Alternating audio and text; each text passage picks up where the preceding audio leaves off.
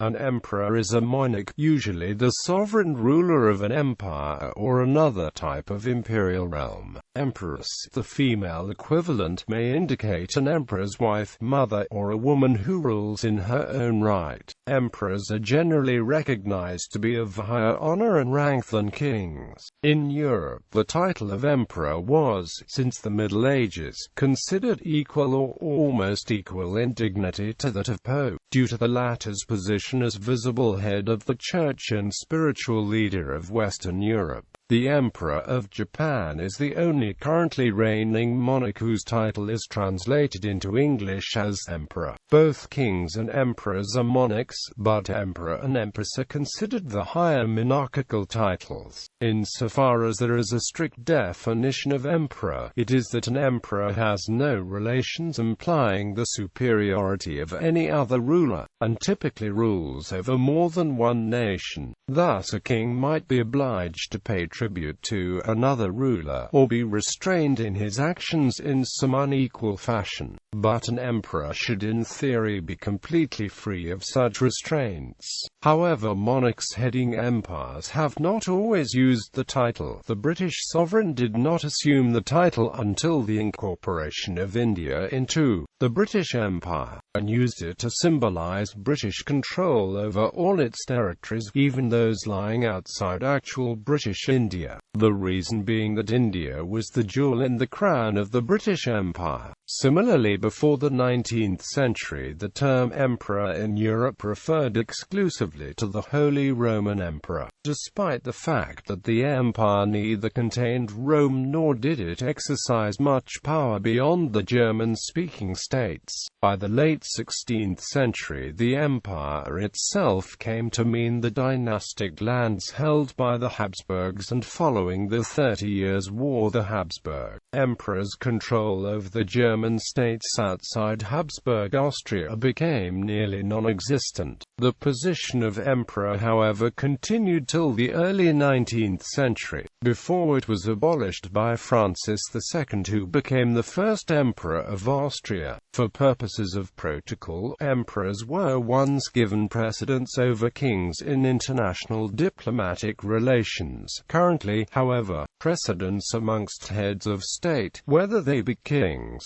queens, emperors, or presidents, is determined by the duration of time that each one has been continuously in office. Outside the European context, emperor was the translation given to holders of titles who recorded the same precedence as European emperors in diplomatic terms. In reciprocity, these rulers might accredit equal titles in the native languages to the European peers. Through centuries of international convention, this has become the dominant rule to identifying an emperor in the modern era. Some empires, such as the Holy Roman Empire and the Russian Empire, derived their office from the authority of the Roman emperors. The title was a conscious attempt by monarchs to link themselves to the institutions and traditions of the Romans as part of state ideology. Historians have liberally used emperor and empire anachronistically and out of its Roman and European context to describe any large state from the past to the present. Such pre-Roman titles as Great King or King of Kings,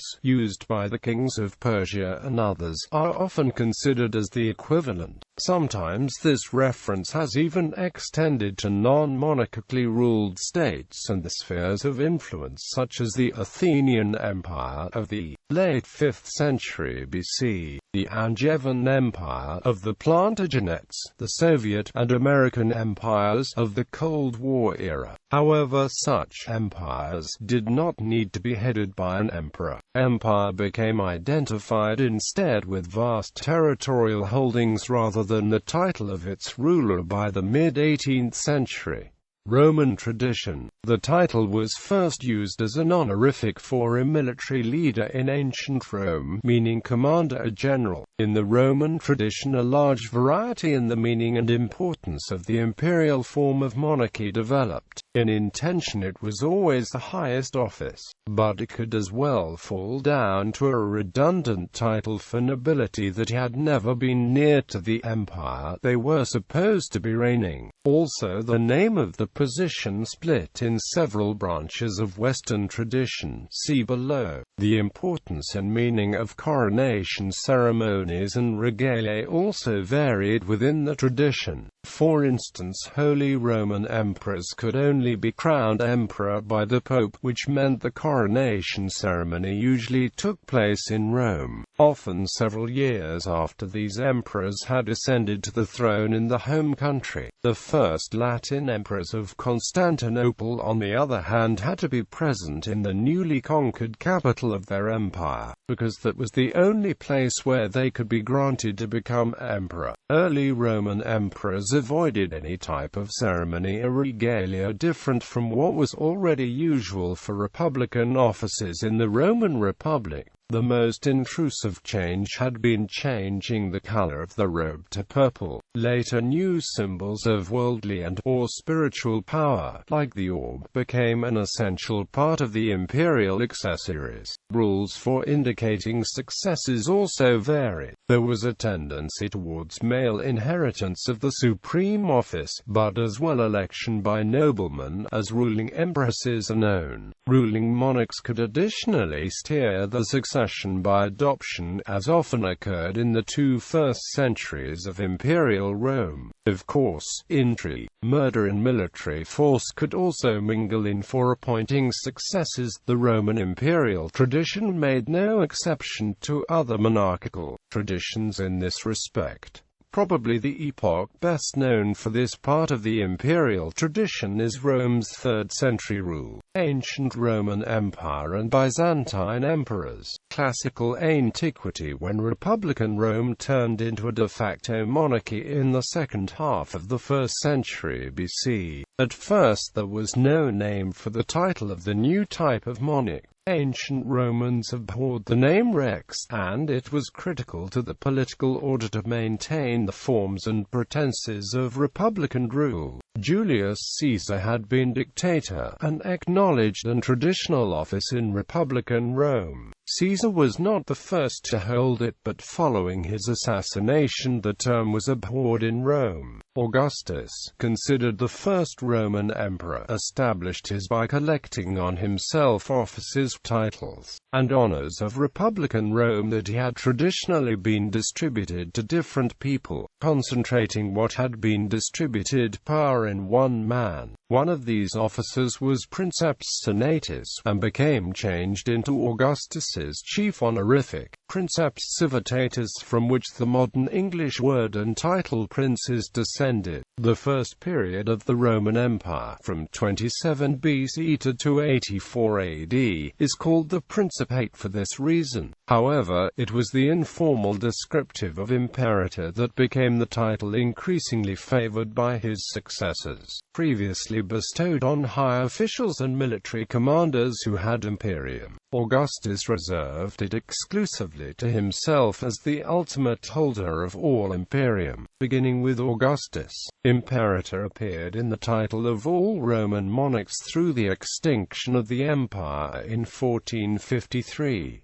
After the reign of Augustus's immediate successor Tiberius, being proclaimed imperator was transformed into the act of accession to the head of state. Other honorifics used by the Roman emperors have also come to be synonyms for emperor. Caesar. This tradition continued in many languages. In German it became Kaiser. In certain Slavic languages it became Tsar. In Hungarian it became Caesar, and several more variants. The name derived from Julius Caesar's cognomen, Caesar. This cognomen was adopted by all Roman emperors, exclusively by the ruling monarch after the Julio-Claudian dynasty had died out. In this tradition Julius Caesar is sometimes described as the first Caesar emperor. This is one of the most enduring titles. Caesar and its transliterations appeared in every year from the time of Caesar Augustus Czar Simeon II of Bulgaria's removal from the throne in 1946.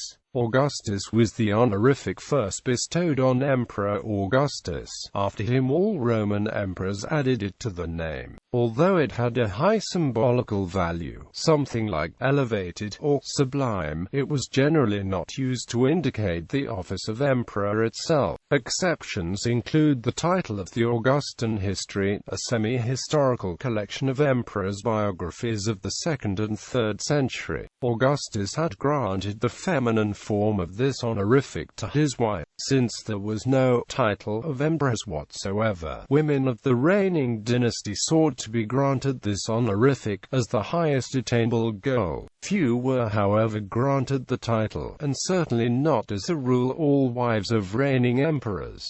Imperator. In the Roman Republic, imperator meant commander. In the late Republic, as in the early years of the new monarchy, imperator was a title granted to Roman generals by the troops and the Roman Senate after a great victory, roughly comparable to field marshal. For example, in AD 15 Germanicus was proclaimed imperator during the reign of his adoptive father Tiberius. Soon thereafter, imperator became, however, a title reserved exclusively for the ruling monarch. This led to emperor in English and, among other examples, emperor in French and mabretti in Albanian. The Latin feminine form imperatrix only developed after imperator had taken on the connotation of emperor.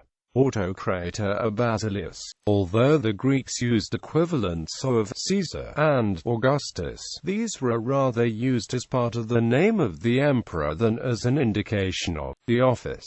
Instead of developing a new name for the new type of monarchy, they used Alpha Tau Omicron Kappa Rho Alpha Tau Omega Rho Beta Alpha Sigma Iota Lambda Epsilon Upsilon Sigma. Autocrator was essentially used as a translation of the Latin imperator in Greek-speaking part of the Roman Empire. But also here there is only partial overlap between the meaning of the original Greek and Latin concepts. For the Greeks, autocrator was not a military title, and was closer to the Latin dictator concept before it came to mean emperor. Basileus appears not to have been used exclusively in the meaning of emperor before the 7th century, although it was a standard informal designation of the emperor in the Greek-speaking East.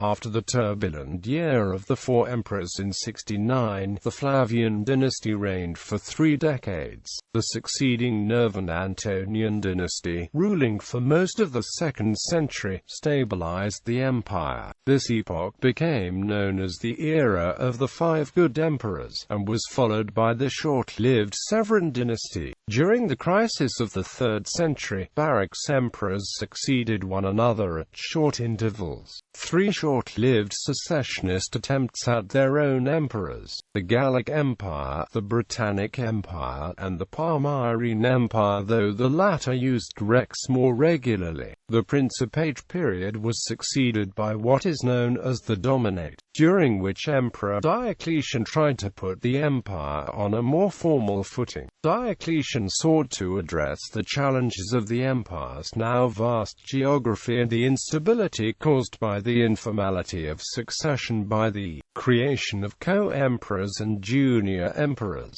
At one point, there were as many as 5 sharers of the imperium. In 325 AD, Constantine I defeated his rivals and restored single emperor rule, but following his death, the empire was divided among his sons. For a time the concept was of one empire ruled by multiple emperors with varying territory under the control However, following the death of Theodosius I, the rule was divided between his two sons and increasingly became separate entities. The areas administered from Rome are referred to by historians the Western Roman Empire and those under the immediate authority of Constantinople, called the Eastern Roman Empire, or the later Roman or Byzantine Empire. The subdivisions and co-emperor system were formally abolished by Emperor Zeno in 480 AD following the death of Julius Nepos, last Western emperor, and the ascension of Odoacer as the de facto king of Italy in 476 AD.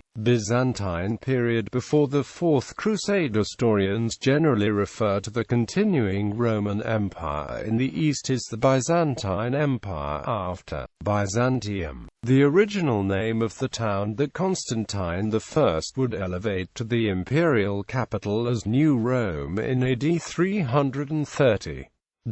Although the empire was again subdivided and a co-emperor sent to Italy at the end of the 4th century, the office became unitary again only 95 years later at the request of the Roman Senate and following the death of Julius Nepos, last Western emperor. This change was a recognition of the reality that little remained of imperial authority in the areas that had been the Western Empire, with even Roman Italy itself now ruled by the essentially autonomous Odoacer. These later Roman, Byzantine emperors completed the transition from the idea of the emperor as a semi-republican official to the emperor as an absolute monarch. Of particular note was the translation of the Latin imperator into the Greek basileus, after Emperor Heraclius changed the official language of the empire from Latin to Greek in AD 620.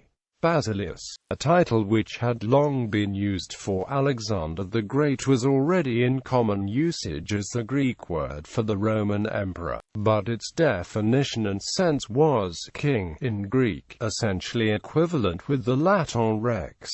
Byzantine period emperors also used the Greek word autocrator, meaning one who rules himself, or monarch, which was traditionally used by Greek writers to translate the Latin dictator. Essentially, the Greek language did not incorporate the nuances of the ancient Roman concepts that distinguished imperium from other forms of political power. In general usage, the Byzantine imperial title evolved from simply emperor to emperor of the Romans in the 9th century, to emperor and autocrat of the Romans in the 10th.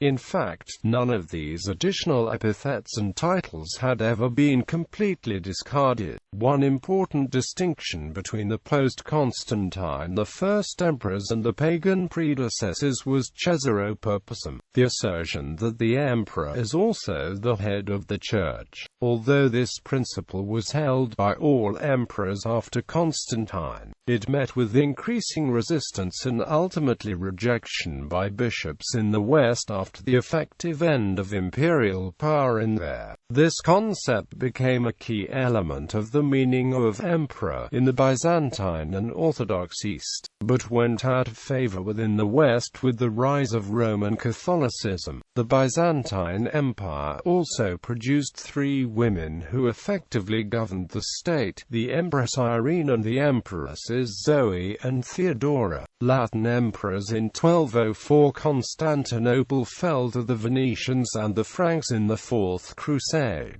Following the tragedy of the horrific sacking of the city, the conquerors declared a new empire of Romania, known to historians as the Latin Empire of Constantinople, installing Baldwin IX, Count of Flanders, as emperor. However, Byzantine resistance to the new empire meant that it was in constant struggle to establish itself. Byzantine Emperor Michael VII Palaiologos succeeded in recapturing Constantinople in 1261. The Principality of Achaia, a vassal state the empire had created in Morea, intermittently continued to recognize the authority of the Crusader emperors for another half-century. Pretenders to the title continued among the European nobility until circa 1383. after the Fourth Crusade, with Constantinople occupied. Claimants to the imperial succession styled themselves as emperor in the chief centers of resistance: the Laskari dynasty in the Empire of Nicaea, the Comnenid dynasty in the Empire of Trebizond, and the Daukid dynasty in the Despotate of Epirus. In 1248, the Epirus recognized the Nicaean emperors, who then recaptured Constantinople in 1261. The Trebizond emperor formally submitted in Constantinople in 1281, but frequently flouted convention by styling themselves emperor back in Trebizond thereafter. Ottoman Empire. Ottoman rulers held several titles denoting their imperial status. These included Sultan Khan, sovereign of the imperial house of Osman, Sultan of Sultans, Khan of Khans, commander of the faithful and successor of the Prophet of the Lord of the Universe, protector of the holy cities of Mecca, Medina and Jerusalem, emperor of the three cities of Constantinople, Adrianople and Bursa, as well as many other cities and countries. After the Ottoman capture of Constantinople in 1453, the Ottoman sultans began to style themselves Khazar-i-Rum, as they asserted themselves to be the heirs to the Roman Empire by right of conquest. The title was of such importance to them that it led them to eliminate the various Byzantine successor states, and therefore rival claimants, over the next 8 years. Though the term emperor was rarely used by Westerners of the Ottoman Sultan, it was generally accepted by Westerners that he had imperial status.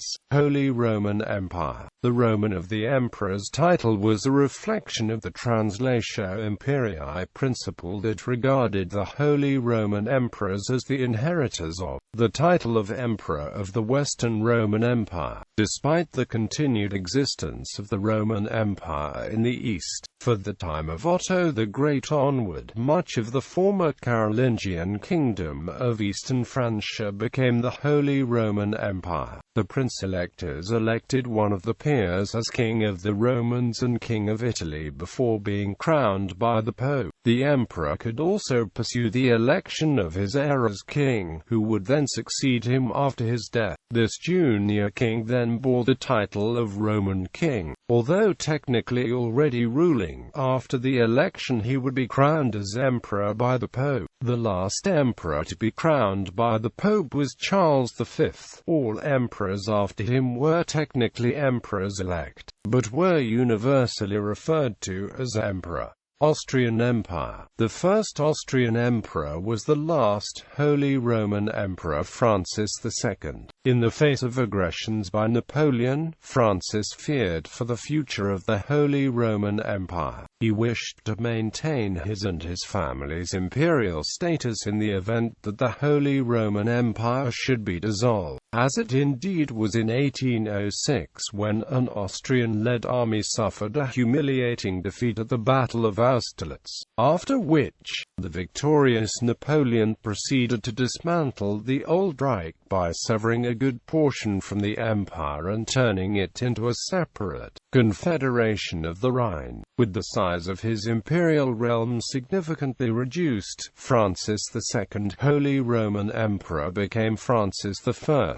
Emperor of Austria. The new imperial title may have sounded less prestigious than the old one, but Francis's dynasty continued to rule from Austria, and the Habsburg monarch was still an emperor, and not just merely a king in name. The title lasted just a little over 1 century, until 1918, but it was never clear what territory constituted the Empire of Austria. When Francis took the title in 1804, the Habsburg lands as a whole were dubbed the Kaisertum Österreich. Kaisertum might literally be translated as emperordom or emperorship. The term denotes specifically the territory ruled by an emperor, and is thus somewhat more general general than Reich, which in 1804 carried connotations of universal rule. Austria proper had been an archduchy since the 15th century, and most of the other territories of the empire had their own institutions and territorial history, although there were some attempts at centralization, especially during the reign of Marie Therese and her son Joseph II, and then finalized in the early 19th century, when Hungary was given self-government in 1867. The non-Hungarian portions were called the Empire of Austria and were officially known as the kingdoms and lands represented in the Imperial Council. The title of Emperor of Austria and the associated empire were both abolished at the end of the First World War in 1918, when German Austria became a republic and the other kingdoms and lands represented in the Imperial Council established their independence or adhesion to other states.